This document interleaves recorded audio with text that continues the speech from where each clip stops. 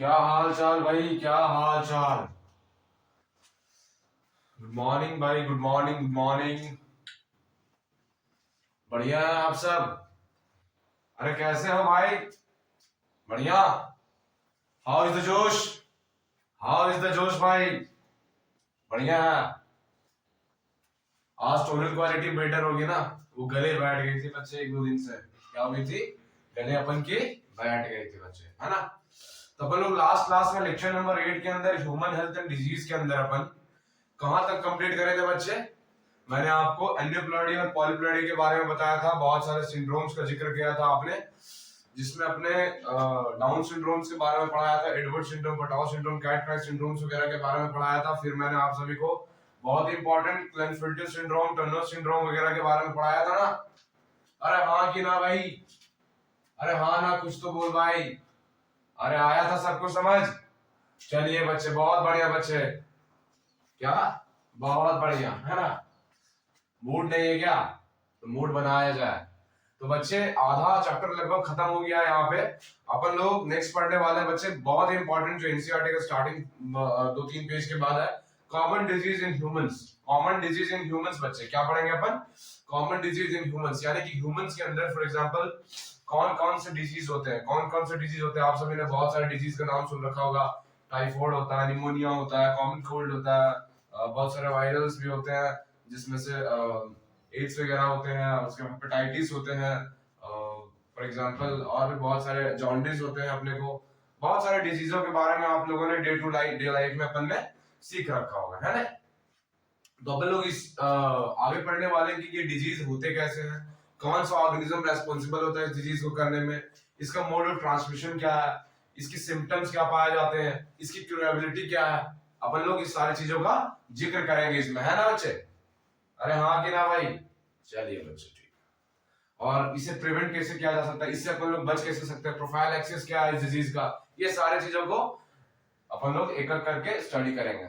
Okay, no single question will be out of the notes भाई। Okay, जितना भी notes मैंने बनवा रखे हैं आप उस नोट्स को पढ़िए, एनसीईआरटी को एक एक लाइन पढ़िए, 5 बार एनसीईआरटी एटलीस्ट रीड होनी जानी चाहिए, और उससे बेस पीवाईक्यूज करिए। एनसीईआरटी एक एनसीआर आता है, एक जहाँ मैं इंस्टीट्यूट में पढ़ा करता था, तो मैं अगर हो पाएगा अवेलेबल तो मैं आप लोगों को कोशिश कर रहा हूँ बच्चे। हालांकि अभी टाइम लग रहा है ना, कोई भी चीज बनाने में नया नया अपन लोग को टाइम ही लग जाता है, इस वजह से मैं आप लोगों को max to max output provide कर पाऊँ। ओके भाई, है ना भाई?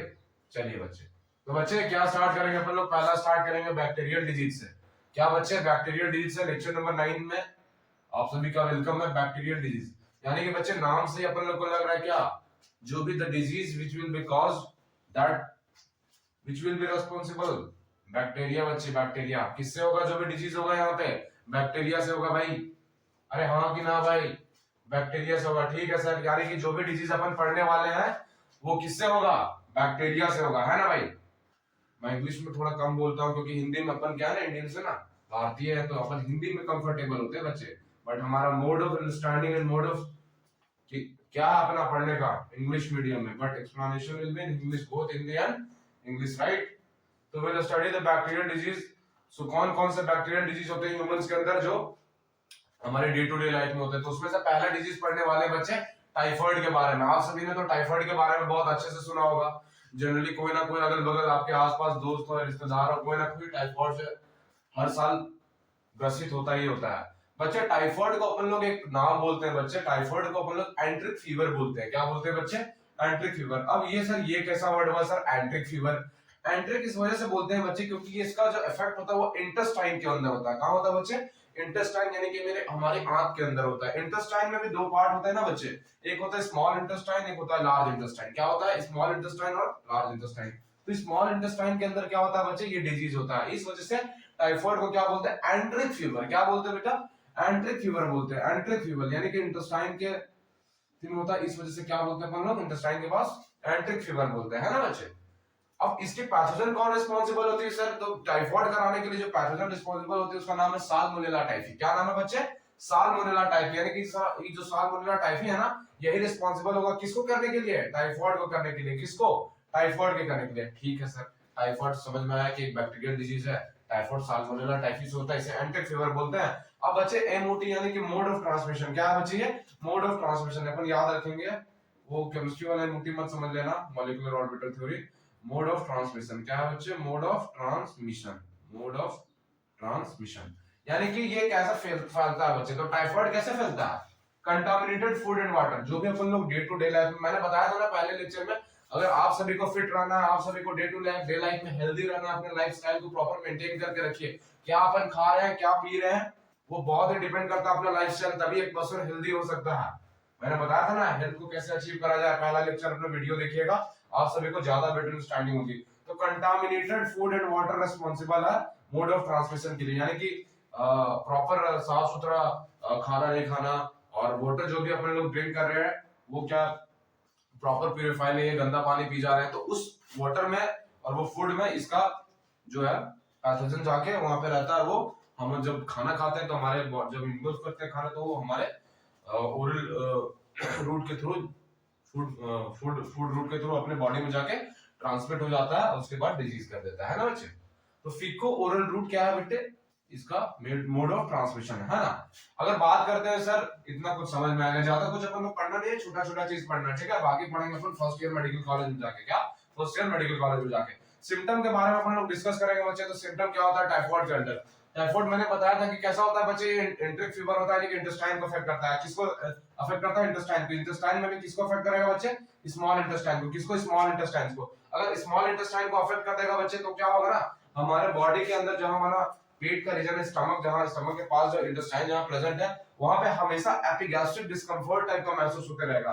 कॉन्स्टिपेशन अपन लोग ज्यादा अच्छे वर्ड में बोले तो क्या होगा, कॉन्स्टिपेशन, जिसे अपन कब्ज बोलते हैं, क्या बोलते हैं, कब्ज बोलते हैं, यानी समझ रहे हो, कॉन्स्टिपेशन यानी कि कॉन्स्टिपेशन टाइप का सिम्टम अपन लोगों को बना रहेगा, है ना बच्चे। और दो एक बहुत ही इंपॉर्टेंट सिम्टम है जो टाइफाइड, अगर कोई भी पर्सन टाइफाइड से इन्फेक्टेड हो जाता है तो उसे क्या होता है ना बच्चे, भूख नहीं लगती है, क्या होती है बच्चे, भूख नहीं लगती है, क्या होता है उसे, भूख नहीं लगती है, ये तो मेन ही सिम्टम है। अगर कोई भी क्वेश्चन बनाता है इस तरह का तो आप लोगों की स्टेटमेंट बेस्ड फिर एआर क्वेश्चन या फिर कोई भी question which of the following is true और फॉल्स या हाउ मेनी आर करेक्ट और नॉट करेक्ट पर सवाल बन सकते हैं, कि लॉस ऑफ एपेटाइट वाला में उसमें आइडेंटिफाई करने के लिए जा सकता है कि किस डिजीज से रिलेटेड है, तो लॉस ऑफ एपेटाइट अपन लोग याद रखेंगे। और क्या होगा, कॉन्स्टिपेशन होगा तो स्टमक पेन अपने आप होगा, क्या होगा बच्चे, स्टमक पेन होगा। और एक चीज और भी है कि इसमें फीवर हमेशा बना हुआ रहता है बच्चे, क्या होता है बच्चे को बुखार हमेशा बना हुआ रहता है, सस्टेन फीवर होता है 39 टू 40 डिग्री सेंटीग्रेड, हमारा नॉर्मल बॉडी टेम्परेचर कितना बचा 37, तो इसमें थोड़ा सा माइल्ड बुखार हमेशा बना रहता है। तो बैक्टीरियल डिजीज में अपन लोग टाइफाइड पढ़ रहे थे ना बच्चे, टाइफाइड किससे होता है, मोड ऑफ ट्रांसमिशन क्या है उसका, उसके सिम्टम्स क्या है, क्या क्या सिम्टम है ना। अगर बात करते हैं बच्चे यही टाइफाइड, अगर अपन लोग लापरवाही करते हैं, अगर प्रॉपर डॉक्टर के पास अपन लोग डॉक्टर चेकअप ना करें, प्रॉपर मेडिसिन ना ले, तो कुछ टाइम के बाद होता है ना बच्चे कि इंटेस्टाइन को अफेक्ट करता है, तो कभी कभार देखा गया कि इंटेस्टाइनल परफोरेशन कर देता है, क्या कर देता है, परफोरेशन यानी कि होल कर देता है। स्मॉल इंटेस्टाइन के अंदर क्या करता है ना, जो टिश्यू होती है ना, जितनी भी लेयर है उसकी लेयर को क्या कर देगा, वो डैमेज कर देगा, क्या करेगा बच्चे, डैमेज कर देगा। आखिर सारा चीज क्या है, एलिमेंट्री क्या है, मॉडिफिकेशन है, जितना भी इंटेस्टाइन वगैरह जितने भी ऑर्गन्स है यहाँ से अपने जितना भी बॉडी से गर्दन से स्टार्ट होता है ना, तो इंटेस्टाइनल परफोरेशन कर देगा, इंटेस्टाइनल परफोरेशन हो जाएगा तो क्या हो जाएगा, अरे भाई स्मॉल इंटेस्टाइन आपकी डैमेज कर दी टाइफाइड बैक्टीरिया ने जाके, तो क्या हो जाएगा, ब्लड हो जाएगा इंटरनल ब्लीडिंग, और उससे क्या हो जाएगा, पर्सन मर जाएगा भाई, डेथ हो जाएगा। इस वजह से क्या अपन लोग को तुरंत चेकअप करवाना चाहिए और प्रॉपर मेडिसिन टाइफाइड के केस में खाना चाहिए। अगर बच्चे किसी भी पर्सन को टाइफाइड हो गया, ये इसकी पता कैसे लगाते हैं बच्चे, तो एक टेस्ट होता है बच्चे, जिस टेस्ट का नाम क्या है बच्चे, विडाल टेस्ट, क्या नाम है भाई, विडाल टेस्ट नाम है, क्या नाम है, विडाल टेस्ट। तो इसी टेस्ट के मेथड से अपन लोग आइडेंटिफाई करते हैं कि टाइफाइड का बैक्टीरिया आपके बॉडी के अंदर आया है या नहीं, टाइफाइड का बैक्टीरिया आपके बॉडी के अंदर आया है या नहीं। अगर इसकी प्रोफाइल एक्सिस की बात करेंगे यानी कि प्रिवेंशन की बात करेंगे, तो मैंने पढ़ाया था आप सभी को किल वैक्सीन और लाइव वैक्सीन, ट्रिक भी बताए थे ना लाइव वैक्सीन के बारे में, इस मोड़ रहा रोता बच्चा और मैगी मांग रहा, याद देखिएगा वो वीडियो में, ठीक है ना। और उसके बारे में मैंने और क्या बताया था, और मैंने बताया था किल वैक्सीन की साल को scale Tokyo police control room. तो किल वैक्सीन में टैब वैक्सीन था बच्चे, क्या था, टैब वैक्सीन। तो इसकी वैक्सीन कौन सी है, टैब वैक्सीन, जो कि किल वैक्सीन की एग्जांपल है, ये भी इंपॉर्टेंट है ना बच्चे।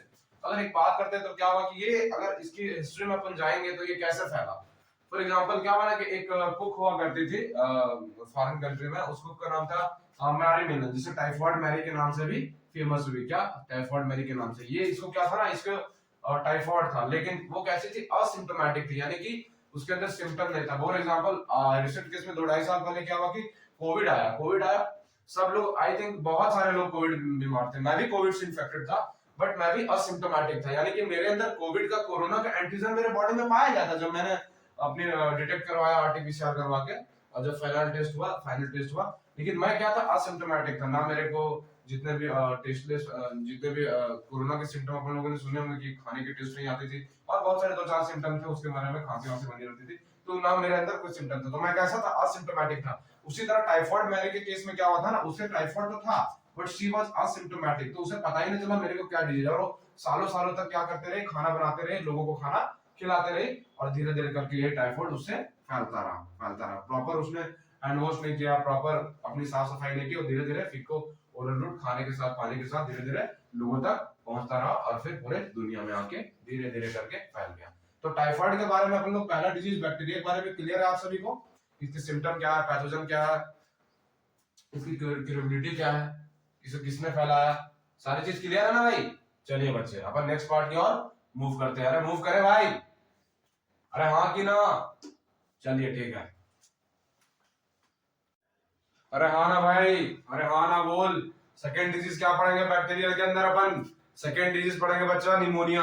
थर्ड डिजीज क्या पढ़ेंगे, डिप्थेरिया। क्या पढ़ेंगे बच्चे, डिप्थेरिया। छोटे छोटे जानकारी मैंने स्टार्टिंग में ही दी थी इस चैप्टर्स के बारे में कि क्या क्या अपन पढ़ने वाले हैं और क्या क्या नहीं पढ़ने वाले हैं, कौन कौन सी चीजें अपन की इंपॉर्टेंट है, कौन कौन सी चीजें अपन लोग को इंपॉर्टेंट नहीं है निमोनिया के अंदर। हाँ ना बोल भाई, इधर देख भाई, इधर देख, अपन क्या देख, इधर देख, निमोनिया पढ़ने वाले हैं। निमोनिया क्या पढ़ेंगे बच्चे, निमोनिया। अगर निमोनिया की बात करेंगे, अपन लोगों ने सुना होगा कि जनरली क्या होते हैं, छोटे बच्चों के केस में होते हैं, स्मॉल चिल्ड्रंस के केस में होते हैं। स्मॉल चिल्ड्रन जो कि खेलता कूदता हुआ बच्चा होता है, उन लोगों के केस में ज्यादा पाया जाता है बच्चे, कौन सा, निमोनिया बीमारी। और खास करके बरसात के टाइम में, यानी कि रेनी सीजन में क्या होता है बच्चे, ये ज्यादा होने के चांसेस होते हैं। तो निमोनिया होता क्या है सर, इसकी सिम्टम्स क्या है सर, इसकी प्रिवेंशन क्या है, ये किससे होता है, क्यों होता है, ये सारी चीजों के बारे में अपन छोटी छोटी पॉइंट्स अपन डिस्कस करेंगे, जो कि एग्जाम पॉइंट ऑफ व्यू से बहुत ही अपना इंपॉर्टेंट है। अगर निमोनिया की बात करेंगे बच्चे, तो निमोनिया क्या है, एक बैक्टीरियल डिजीज है। कैसा है, बैक्टीरियल डिजीज। बैक्टीरियल डिजीज कहने का मतलब है बच्चे, यानी कि ये ऐसा डिजीज है सर, जिसे क्या हो, जिसे कौन कॉज करेगा, बैक्टीरिया कॉज करेगा। क्या, कौन कॉज करेगा, बैक्टीरिया कॉज करेगा। सर ये बीमारी होती कैसे है, ये एक पैथोजन से होती है बच्चे, जिस पैथोजन का नाम है स्ट्रेप्टोकोकस निमोनिया। स्ट्रेप्टोकोकस निमोनिया, या फिर मॉडर्न जो आजकल का नाम है, मॉडर्न नाम वो कौन सा है, एक और नाम है इसका बच्चे, हीमोफिलस इन्फ्लुएंजा। हीमोफिलस इन्फ्लुएंजा, क्या नाम है, हीमोफिलस इन्फ्लुएंजा। ओके, राइटिंग थोड़ी हो सकती है मेरी दिक्कत हो, क्योंकि कर्सिव वगैरह में लिखता हूं, थोड़ा कोशिश कर रहा हूं सुधारने की। स्ट्रेप्टोकोकस निमोनिया, स्ट्रेप्टोकोकस निमोनिया, इसका कहने का मतलब है इसकी बैक्टीरिया की जब हम लोग शेप स्टडी करेंगे ना, तो वो कोकस होती है। कैसी शेप की होगी, कोकस, यानी कि स्फेरिकल शेप की होगी। किसने, स्फेरिकल शेप की। ये बायोलॉजिकल क्लासिफिकेशन में अपन पढ़ाएंगे कि बैक्टीरिया की शेप वगैरह के बारे में, बस यहाँ इसे बता दिया। स्ट्रेप्टोकोकस यानी कि निमोनिया डिजीज वो कैसे होती है, बैक्टीरियल होती है, और पैथोजन कौन सा है आपका, स्ट्रेप्टोकोकस निमोनिया, या फिर हीमोफिलस इन्फ्लुएंजा। अगर इसकी मोड ऑफ ट्रांसमिशन की बात करेंगे, टाइफाइड कैसा था, फीको ओरल रूट से, लेकिन यहाँ पे क्या होता है बच्चे, ड्रॉपलेट या फिर एरोजल इन्फेक्शन, यानी कि कोई पर्सन को अगर इन्फेक्टेड हो गया निमोनिया से, अगर वो छींकता है, प्रॉपर मेंटेन नहीं करता है अपनी हैंकरचीफ वगैरह प्रॉपर नाक के पास लगा के, मुंह पे पास लगा के अगर नहीं छींकता है, तो क्या होगी, एक पर्सन जो सामने वाला खड़ा रहेगा उस पे वो ड्रॉपलेट इन्फेक्शन पड़ सकता है, और उससे क्या होगा, अगला पर्सन भी इन्फेक्टेड हो सकता है। तो किससे फैलेगा ये बच्चे, ड्रॉपलेट या फिर एरोजोल इन्फेक्शन से, यानी एयर वगैरह के ट्रांसमिशन से, राइट। अरे हाँ कि ना भाई।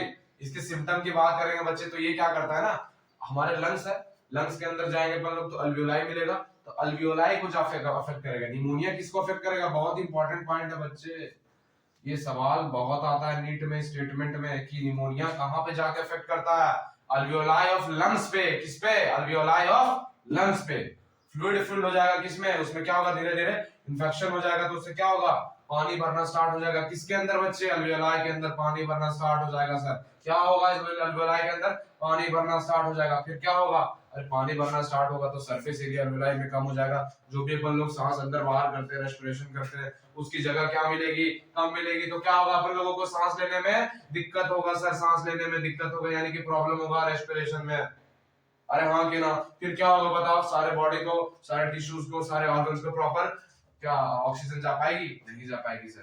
तो लिप्स एंड नेल खास करके जो हमारा नेल्स वाला पार्ट है, केराटिन प्रोटीन होता है। यहाँ व्हाइट कलर का जो पार्ट है अपना नेल्स का, नेल्स में क्या होगा, ब्लूइश कलर आना स्टार्ट हो जाएगी, ब्लूइश कलर आना स्टार्ट हो जाएगी, hypoxia, low oxygen concentration. Okay, lips and nails, ये भी बहुत important symptom, lips and nail turn grey to bluish. अब इस प्रोसेस को क्या बोलते हैं, साइनोसिस। नॉर्मल बच्चा से इसे ब्लू बेबी सिंड्रोम बोला जाता है बच्चे। एक और पॉइंट बताना चाहता हूं मैं, यही निमोनिया को blue baby syndrome, blue baby syndrome भी बोला जाता है, blue baby syndrome. Sir blue baby क्या है सर, बच्चा क्या नीला कलर का आ जाता है क्या? अरे भाई नीला कलर का नहीं होता।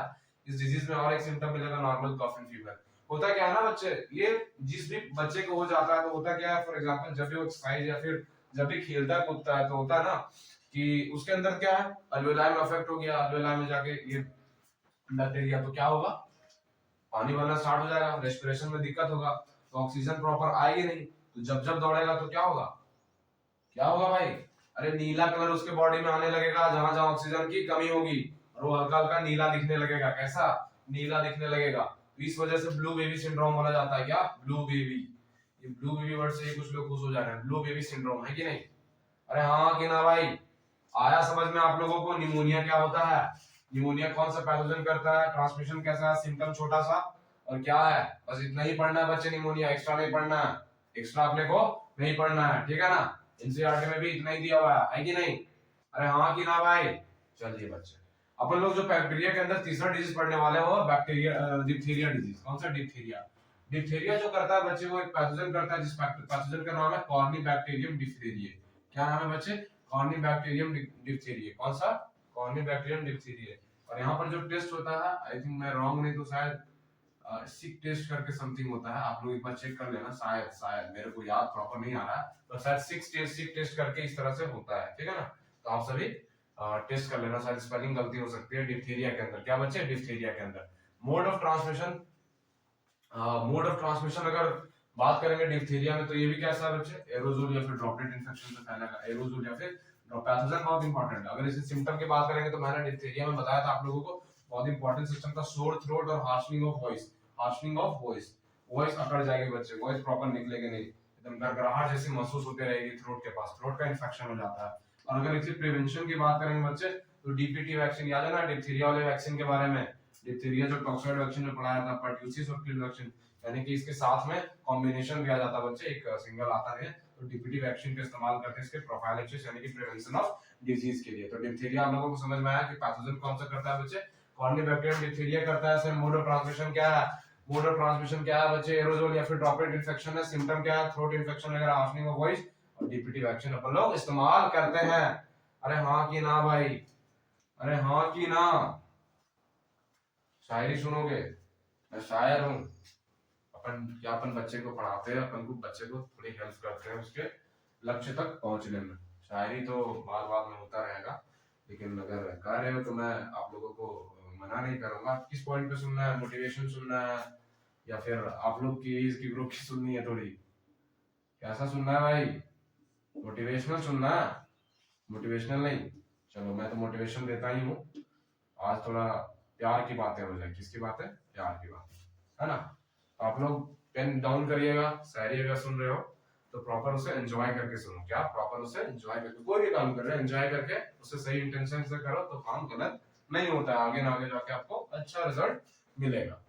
तो क्या होता है ना, जब नया नया कॉलेज जाता है एक लड़का और लड़की, तो एक लड़का जो होता है बेनता मोहब्बत करने लगता है लड़की से, तो क्या होता है जब उसके प्यार में पागल हो जाता है तो वो सोचता है कि यार इसके घर वाले को मना लूं, कभी सोचता है इसे मना लूं, कभी ये मान जाती है लड़की तो कभी उसके घर वाले नहीं मानते। तो उसी से उस बच्चे से, उस लौंडे के मुंह से कुछ अल्फाज निकलते हैं कुछ इस तरह, ध्यान से सुनिएगा, है ना, कि किस तरह से अल्फाज निकलते हैं।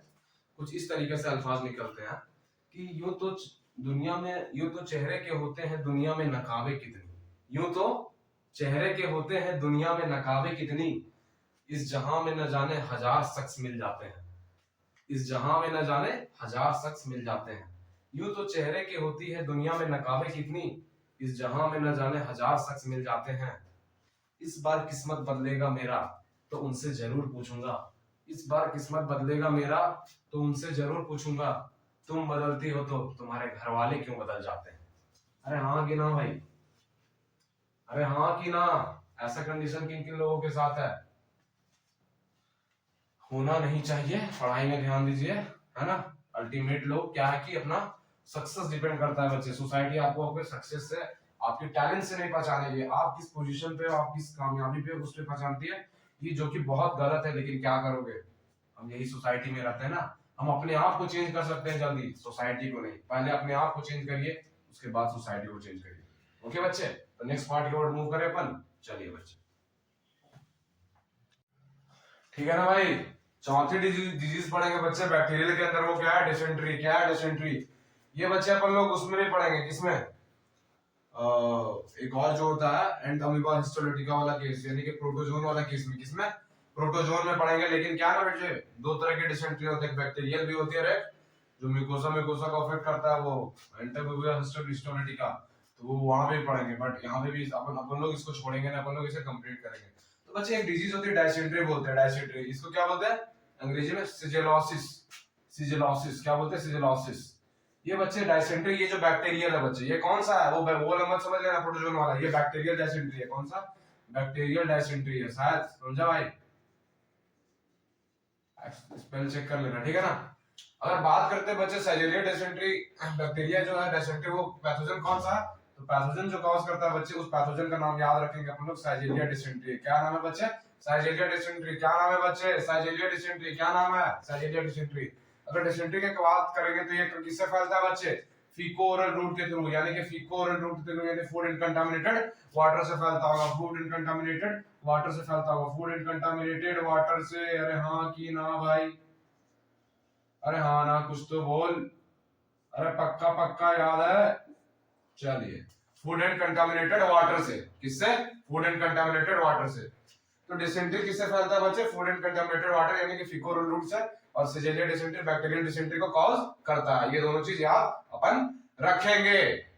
पैथोजन की बात करेंगे तो क्या होता है बच्चे, जब भी सिजेलिया डिसेंट्री का कोई भी पैथोजन आता है हमारे बॉडी के अंदर, तो हमारे बॉडी के थ्रू क्या होता है बच्चे, या तो फीको ओरल रूट के थ्रू क्या होता है, हमारे बॉडी के अंदर जाता है। और कहां पे जाकर अफेक्ट करता है, टाइफॉइड स्मॉल इंटेस्टाइन को करता है। लेकिन डिसेंट्री किसको करता है, लार्ज इंटेस्टाइन को। ये चीज याद रखेंगे अपन, किसको करेगा, लार्ज इंटेस्टाइन को। और डिस्ट्रॉय करेगा किसको, म्यूकोसा और सब म्यूकोसल पार्ट को। मैंने बताया था ना कि 4 लेयर होते हैं, सिरोसा, मस्कुलरिस, सब म्यूकोसा, म्यूकोसा। सिरोसा सबसे आउटर मोस्ट होता है, म्यूकोसा सबसे अंदर वाला पार्ट को बोलते हैं। तो ये म्यूकोसा और सब म्यूकोसा पार्ट को अफेक्ट करेगा लार्ज इंटेस्टाइन में जाके। अब बच्चे इस पार्ट को, लार्ज इंटेस्टाइन वाले पार्ट को अफेक्ट कर देगा, और म्यूकोसा सब म्यूकोसा को, इधर ब्लड वेसल्स वगैरह भी प्रेजेंट होते हैं। तो क्या होगा, जब भी पर्सन स्टूल करने को जाएगा, यानी कि जब भी पर्सन को अर्ज ऑफ स्टूल लगेगा, तो क्या होगा, उसके स्टूल के साथ ब्लड और म्यूकस दोनों निकलेगा। क्या निकलेगा बच्चे, ब्लड और म्यूकस दोनों निकलेगा उसके स्टूल के साथ, है ना। और उसकी वजह से क्या होगा बच्चे, पेट के नीचे वाले पार्ट में, एब्डोमेन वाले रीजन में, एब्डोमिनल क्रैम्प्स और पेन। क्रैम्प्स और पेन, पेन अलग चीज होता है बेटा, क्रैम्प्स अलग होता है। क्रैम्प्स आप समझते हो, पेन तो ये जो सस्टेन्ड दर्द होता है उसको बोलते हैं ना पेन। लेकिन क्रैम्प क्या है, रुक रुक के आएगा बच्चे। क्या होगा, वो रुक रुक के आता है क्रैम्प, है ना। समझ में आया आप सभी को बच्चे। तो डिसेंट्री कौन कॉज करता है, सिजेलिया डिसेंट्री। मोड ऑफ ट्रांसमिशन क्या है, खाना और पीना के थ्रू, खाना पानी के थ्रू फैलता है। फीको ओरल रूट के through, food and contaminated water से इसकी एंट्री होती है। और क्या पैथोजन जो है वो जहां कहां अफेक्ट करेगा, it will affect in the large intestine bro. समझ में आया, it will affect in the large intestine and it will destroy the mucosa and सब म्यूकोसल पार्ट, राइट। किसको डिस्ट्रॉय करेगा, म्यूकोसा और सब म्यूकोसा वाले पार्ट को। उसमें क्या होंगे बच्चे, ब्लड वेसल्स प्रेजेंट होते हैं सर। तो जब एक पर्सन स्टूल के लिए जाएगा, है ना, तो उसके बॉडी से क्या होगा, बाहर निकलेगा, ब्लड और म्यूकस बाहर निकलेगा। अरे हाँ कि ना भाई। उससे क्या होगा बच्चे, एब्डोमेन वाले रीजन, जो पेट के नीचे वाला हिस्सा है अपना, उसमें क्या होगा, एब्डोमिनल क्रैम्प्स और पेन मेंटेन होगा, यानी कि सस्टेन पेन अपने पेट के नीचे वाले पोर्शन में क्या होगा, दर्द बना हुआ रहेगा। अरे हाँ कि ना। बस इतना ही पढ़ना है बच्चे। नेक्स्ट जो 5वीं बीमारी के बारे में हम लोग डिजीज के बारे में पढ़ने वाले, उस डिजीज का नाम है बच्चे टेटनस।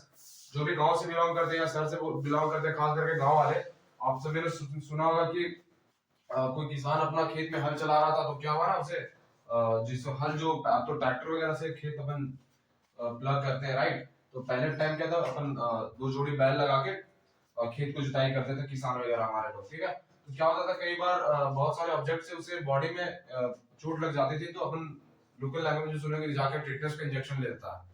आखिर भाई अपन लोग जानते हैं टेटनस के बारे में, नया नहीं है कि टेटनस कोई नया बीमारी है, लेकिन आखिर टेटनस होता किससे बचे, ये फैलता किस तरह से, आखिर इस डिजीज में हो क्या जाता है, पर्सन की डेथ कैसे हो जाती है, इस चीजों को अपन लोग बाद में पढ़ेंगे। और गांव में सुना होगा कि लास्ट में सिफ्टी पकड़ लेता है, सिफ्टी वर्ड यूज करते हैं अपन लोग, जिससे क्या होता है उस बॉडी पार्ट्स को काटा जाता है, पूरे बॉडी में सिफ्टी पकड़ लेती है, तो क्या होता है पर्सन की डेथ हो जाती है इस डिजीज में, टिटनस के केस में। तो टिटनस कांटे वगैरह से और जो आयरन वगैरह से बने हुए ऑब्जेक्ट होती है उससे फैलती है।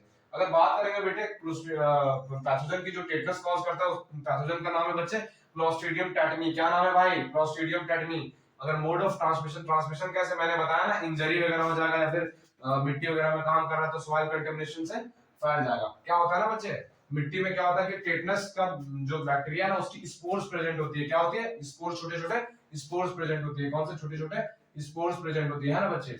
वो क्या होता है हमारे बॉडी में जब चोट लग जाती है तो ब्लड के थ्रू क्या होगा बच्चे, एंट्री करेगा और एक न्यूरोटॉक्सिन यानी कि इसका जो जहर का असर होता है ना बच्चे, वो कहां पे करेगा? डायरेक्ट ब्रेन में, यानी कि सेंट्रल नर्वस सिस्टम के अंदर। अरे हाँ ना की बोल भाई, किसके अंदर? सेंट्रल नर्वस सिस्टम के अंदर।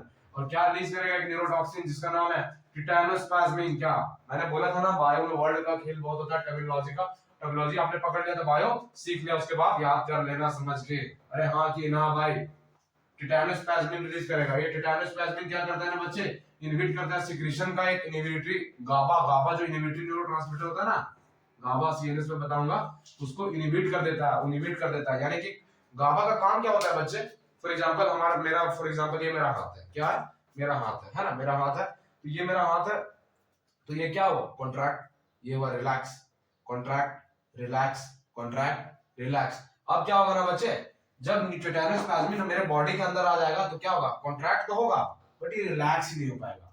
जो इनहिबिटरी है गाबा, इसे सिक्रीट ही नहीं होने देगा, तो क्या हो जाएगा? सस्टेन कॉन्ट्रैक्शन, यानी कि ऐसे ही हो जाएगा मेरा हाथ में, ऐसे चाह के भी नहीं कर पाऊंगा, ऐसे चाह के भी नहीं कर पाऊंगा। अरे हाँ कि ना भाई, यानी कि सस्टेन्ड मस्कुलर कॉन्ट्रैक्शन, स्पैज्म बोलते हैं उसे। अगर ये जॉ और नेक वाले रीजन में हो जाए, नेक वाले और जॉ वाले रीजन में हो जाए तो क्या हो जाएगा?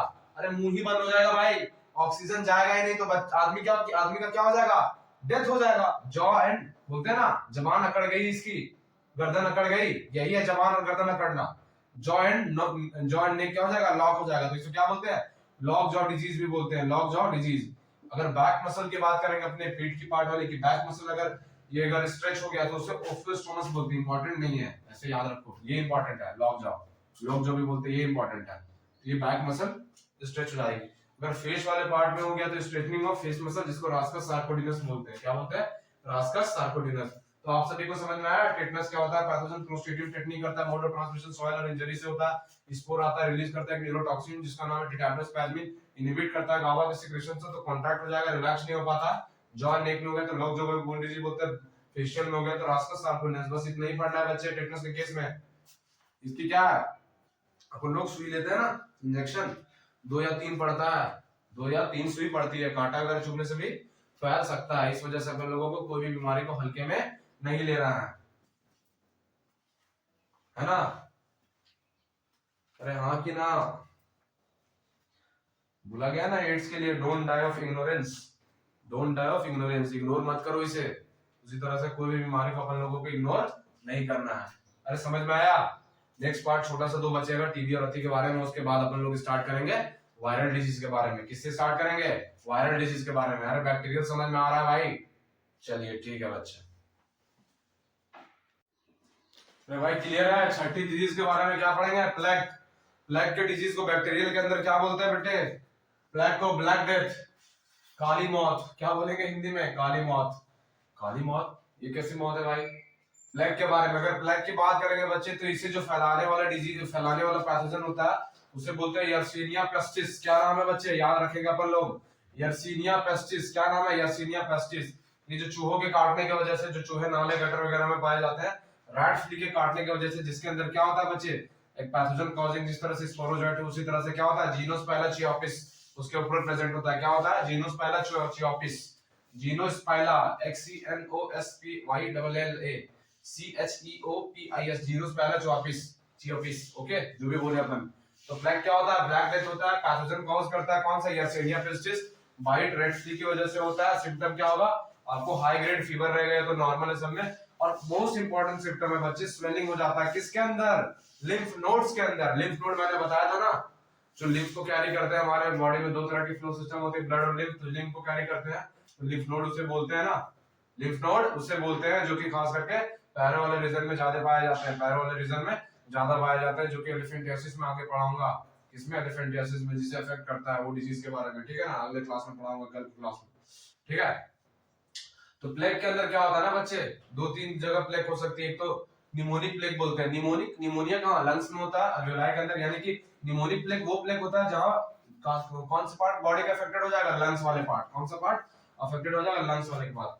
बिबोनिक कौन सा होता है, बिबोनिक यानी कि लिम्फ नोड का, जब लिम्फ नोड जहाँ पे अफेक्ट हो जाएगा, आर्मपिट और ग्रोइन रीजन वाला, खास करके आर्मपिट हमारा यानी कि इस रीजन वाला, और जहाँ ग्रोइंस वगैरह, जहाँ पे बॉडी हेयर्स वगैरह होते हैं, जहाँ पे मॉइस्चर बना हुआ रहता है बॉडी पार्ट्स में, तो वो पार्ट में जब अफेक्ट हो जाएगा ये ब्लैक वाला, तो उसे बोलेंगे बिबोनिक प्लेग। अब सेप्टिसेमिक प्लेग बहुत ही खतरनाक, यानी कि पूरी बॉडी के अंदर अल्टीमेटली क्या हो जाएगा बच्चे, इस केस में डेथ हो जाएगा, पूरी बॉडी के अंदर प्लेग हो जाएगा आपको, तो क्या हो जाएगा, आपकी मौत हो सकती है ना बच्चे।